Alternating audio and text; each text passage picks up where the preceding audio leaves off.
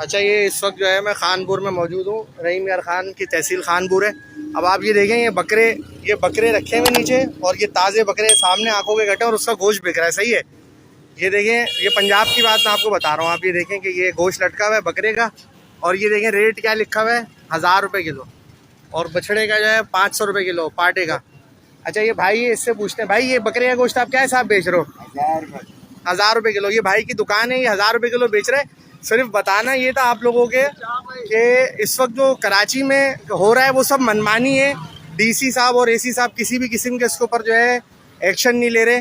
और ये देखें, ये बछड़े का भी गोश्त है। ये भाई क्या हिसाब बेच रहे हो?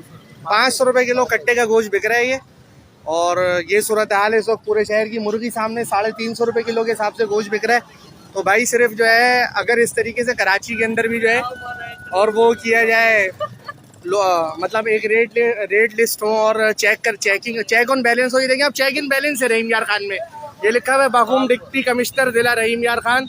इन्होंने अपनी हेल्पलाइन दी हुई। और मैंने पहले अगर इनसे वैसे ही पूछा कि भाई आप गोश्त क्या रुपये दे रहे हो, तो उन्होंने मुझे यही रेट बताया कि हम 1000 रुपये दे रहे हैं, और बड़े वाले ने बोला कि हम 500 रुपये किलो दे रहे हैं। तो इस वक्त ये सूरत हाल है सूबे सिंध की और सूबे पंजाब के अंदर। इस वक्त ये फ़र्क है, आप लोग देख सकते हैं।